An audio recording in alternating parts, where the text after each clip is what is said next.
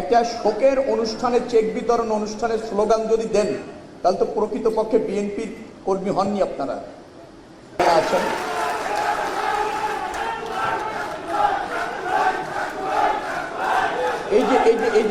এই যে যারা রাজনৈতিক কর্মী একটা শোকের অনুষ্ঠানে চেক বিতরণ অনুষ্ঠানের স্লোগান যদি দেন তাহলে তো প্রকৃতপক্ষে বিএনপির কর্মী হননি আপনারা। আমরা আজকে ৮৬ জন শহীদ বলবো, আমি ৮৬ জন তাদের পরিবারকে চেক দিচ্ছি। তারা আমাদেরকে ছেড়ে চলে গিয়েছেন অনাকাঙ্ক্ষিতভাবে, অপ্রত্যাশিতভাবে। যার দায় এই রাষ্ট্রের, যার দায় আমাদের, সেরকম একটা অনুষ্ঠান। ৩০ জন এখানে আছেন আহত। সব মিলিয়ে আমি যে দেখলাম ৪,৮৯,০০,০০০ টাকা আমরা বিতরণ করছি। এটা তুচ্ছ, নগণ্য। আজকের এই অনুষ্ঠানে আমরা বিশ্বাস করেন শোকাহত। আপনি ভাবুন, আপনার পরিবারের একজন নাই, সেই অনুষ্ঠানে আপনি উপস্থিত। যারা এখানে উপস্থিত হয়েছেন, যে সমস্ত ভাইয়েরা বোনেরা স্বজন হারিয়ে, পরিবারের একমাত্র উপার্জনক্ষম ব্যক্তিকে হারিয়ে, তাদের হৃদয়ে যে ভাঙন, হৃদয়ের যে যন্ত্রণা, সেই যন্ত্রণা মুছার দায়িত্ব এই সরকার এবং রাষ্ট্রের কারণে। যার জন্য এটাকে আমি একটা শোকাবহ অনুষ্ঠান বলছি। এটা কোনো রাজনৈতিক অনুষ্ঠান না, এটা সচেতনমূলক অনুষ্ঠান, তাও আমি বলতে নারাজ। আমাদের ভাইদের যাদের আমরা হারিয়েছি, তাদের পরিবারের সাথে শোক প্রকাশ করবার জন্য আমি এখানে এসেছি। ৩ মাস দায়িত্ব পালন করছি। গত ঈদের আগে একটা বড় দুর্ঘটনা ঘটেছে, ১২ জন নিহত হয়েছে, ৮ জন আহত হয়েছে। আমি তাদের কাছে ক্ষমা চাইতে এসেছি। আমাদের দেশে প্রতি বছর সড়ক দুর্ঘটনায় মারা যাচ্ছে প্রায় ৪,৫০০-এর মতো মানুষ।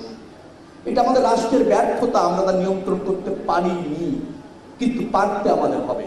সেই জন্যই সরকার, সেই জন্যই আমাদের দায়িত্ব পালন এবং চেষ্টা। মালিক সমিতির সাইফুল ভাই ভালো কথা বলেছেন, কিন্তু কথাটা এখানে না বলে বাস মালিকদের ডেকে যদি এভাবে বলেন ভালো হয়। কথাটা এখানে না বলে ড্রাইভার যারা আছে তাদেরকে প্রশিক্ষণ দিয়ে তাদেরকে এভাবে বললে ভালো হয়, জনগণকে ভালো না বলে। আমার বিশ্বাস সাইফুল ভাই, এখানে আরো একজন আমি দেখেছি হুমায়ুন ভাই, তারা অত্যন্ত তাদের সেক্টরে ফাংশন করবে, এটা আমরা প্রত্যাশা করি। বাস মালিকরা আনফিট বাস, ত্রুটিযুক্ত বাস রাস্তায় আনবেন না, এটা আমরা দেখতে চাই। আমরা দেখতে চাই দক্ষ যোগ্য ড্রাইভারের হাতে আপনারা বাসটা তুলে দিয়েছেন, যেটা এখানে বলেছেন সেটা আমরা কার্যকরভাবে দেখতে চাই, আপনাদের সেক্টরে দেখতে চাই, জনগণের সামনে না। আমার কাছে মনে হয়েছে যে দুটি জায়গায় আমাদের ব্যাপক ত্রুটির কারণে সড়ক দুর্ঘটনা নিয়ন্ত্রণ করা যাচ্ছে না। একটা হচ্ছে আনফিট যান অথবা বাস অথবা গাড়ি, যাই বলেন। আরেকটা হচ্ছে চালকের অদক্ষতা, অযোগ্যতা। জনগণের সচেতনতার কিছু অভাব আছে, অস্বীকার করছি না। এই 3টি জায়গাকে যদি আমরা ঢেলে সাজাতে পারি, হাইওয়ে, রোড এবং রেল, সেখানে যে ক্রসিং আছে, ইন্টারসেকশন আছে, সেখানে কিছু ওভারপাস, আন্ডারপাস আমরা যদি করতে জানি, ইউলুপগুলি যদি পর্যাপ্তভাবে করা যায়, আর জনগণ যদি সচেতন হয়ে রাস্তা পারাপার হয়, তবেই কেবল এটাকে নিয়ন্ত্রণে নিয়ে আসা সম্ভব। সরকারের যে দায়িত্ব আছে, সেই দায়িত্ব পালনের জন্য আমি প্রতিমন্ত্রী, সচিব, আমরা কাজ করছি। আমি স্বীকার করছি আমাদের দায়বদ্ধতা আছে, আমাদের জবাবদিহিতা আছে। আপনারা রাষ্ট্রের মালিক, অতএব আপনারা তা জানতে চাইবেন, আমাদের কাছে কার্যকর পদক্ষেপ চাইবেন, এটা আপনাদের ন্যায্য অধিকার এবং আমরা সেটা করতে বাধ্য। 3 মাসের সরকার, আপনাদের ব্রুট মেজরিটির ভোটে নির্বাচিত সরকার, জননেতা তারেক রহমানের প্রধানমন্ত্রীত্বের সরকার, আপনাদের কাছে অঙ্গীকারবদ্ধ। আমরা একটা মাল্টি মোডাম যোগাযোগ ব্যবস্থা বাংলাদেশে আন্তর্জাতিকভাবে নিশ্চিত করতে চাই। সেই লক্ষ্যে কাজ করছি, সমস্যাগুলি চিহ্নিত করেছি, বাজেট আনছি, বিশ্ব ব্যাংকের সহায়তায় ইতিমধ্যে প্রকল্প গ্রহণ করে তা বাস্তবায়নে ব্রত আছি। প্রিয় কুমিল্লাবাসী যারা এখানে উপস্থিত আছেন, আপনারা আপনাদের অনেকগুলি সন্তানকে হারিয়েছেন। ভাইকে হারিয়েছেন, আমি তার সাথে সমবেদনা প্রকাশ করছি। যারা এখানে আছেন, যে সমস্ত বোনেরা মায়েরা, অনেক আমার কাছে মনে হয়েছে এখানে এসেছেন স্বজন হারিয়ে, আপনার সেই স্বজনকে রাষ্ট্র হয়তো ফেরত দিতে পারবে না, কিন্তু আপনাকে আমরা ধারণ করি। আপনার যে কোনো প্রয়োজনে যারা সড়ক দুর্ঘটনায় নিহত হয়েছে অনাকাঙ্ক্ষিতভাবে, ব্যর্থতার দায় রাষ্ট্রের আছে, অস্বীকার করছি না, কিন্তু তাদের যে কোনো প্রয়োজনে রাষ্ট্র সজাগ থাকবে, পাশে থাকবে। এই ধরনের একটা বড় পরিকল্পনা নেওয়া যায় কিনা আমি ঢাকা থেকে সে বিষয়ে আলোচনা করব। তার পরিবার যতটা অগ্রাধিকার পায়, কোনো একটা কর্মের ক্ষেত্রে, শিক্ষার ক্ষেত্রে, সেবার ক্ষেত্রে, সেটা নিশ্চিত করা দরকার রাষ্ট্রের। ধরেন একটা পরিবারের প্রধান উপার্জনক্ষম যিনি আছেন, তিনি সড়ক দুর্ঘটনায় নিহত হয়ে গেলেন। আমি মনে করি ওই পরিবারকে প্রতিষ্ঠিত করবার জন্য আর কোন কোন সেক্টরে কাজ করা যায় তাদেরকে চিহ্নিত করে সেটা নিয়েও ভাবার সুযোগ এসেছে। নিশ্চয়ই সরকার সে ব্যাপারে ভাববে বোধহয়, আমি মনে করি, এবং আমার জায়গা থেকে একটা গুরুত্ব অবদান থাকা উচিত, সেটা আমি রাখতে চেষ্টা করবো ইনশাআল্লাহ।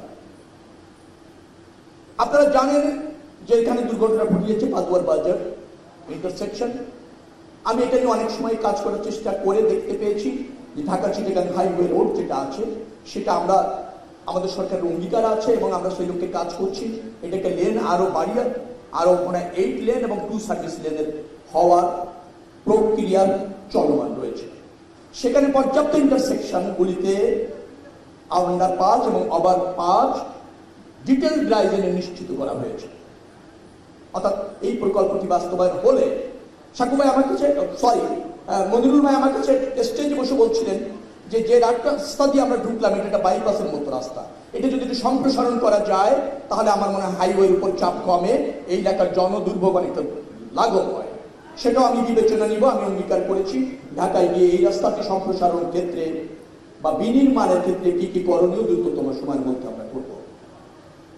আপনারা নামাজের সময় হয়ে যাচ্ছে, যারা অনেক আগে থেকে এখানে বসে আছেন, আমাদের চেক বিতরণ অনুষ্ঠানটা শুরু হবে বিধায় আমি আর বক্তব্য দীর্ঘায়িত করছি না। আমি শুধু এতটুকু আপনাদের কাছে বলতে চাই যে সচেতনতা দরকার আছে। আমরা পরিবারের সেফটি, নিজের সেফটিতে নিয়ে ভাববো এবং নিশ্চয়ই অন্যকেও সচেতন করব। যাই বলেন না কেন, সচেতনতার কোনো বিকল্প নেই। তো সেই ব্যাপারে আমরা সজাগ থাকবো, সক্রিয় থাকবো। আর রাষ্ট্র থেকে আমাদের যাতে দায়িত্ব আছে, আমরা আপনাদেরকে ধারণ করি, আমার সরকার এবং আমার দল আপনাদেরকে ধারণ করে। যে কোনো জনসমস্যা, সেই সমস্যাই রাষ্ট্রের সমস্যা এবং তা সমাধান করা সরকারের দায়িত্ব, এটা আমরা বিশ্বাস করি। এবং এই অঙ্গীকে জবাবদিহি থেকে রাষ্ট্র পরিচালনা করতে চান জনাব তারেক রহমানের সরকার। অতএব বিচ্যুতি থাকতে পারে, তা সমাধান করবার জন্য যা যা আমাদের করণীয় আছে সে ব্যাপারে আমাদের মনোযোগ নিশ্চিতভাবে আছে। আপনারা সবাই ভালো থাকুন, সুস্থ থাকুন এবং আপনারা যে কোনো পরিস্থিতিতে, আমি আবারও বলছি, এই সরকারের উপর আস্থা রাখুন। এই প্রত্যাশা ব্যক্ত করে শেষ করছি। আল্লাহ হাফেজ। বাংলাদেশ জিন্দাবাদ। আজকের অনুষ্ঠানের সম্মানিত প্রধান অতিথি সড়ক পরিবহন ও সেতু মন্ত্রণালয়ের রেলপথ মন্ত্রণালয় এবং নৌ পরিবহন মন্ত্রণালয়ের মাননীয় মন্ত্রী মহোদয়কে ধন্যবাদ জানাচ্ছি তার মূল্যবান বক্তব্যের জন্য। সম্মানিত সুধী, এখন আমরা অনুষ্ঠানের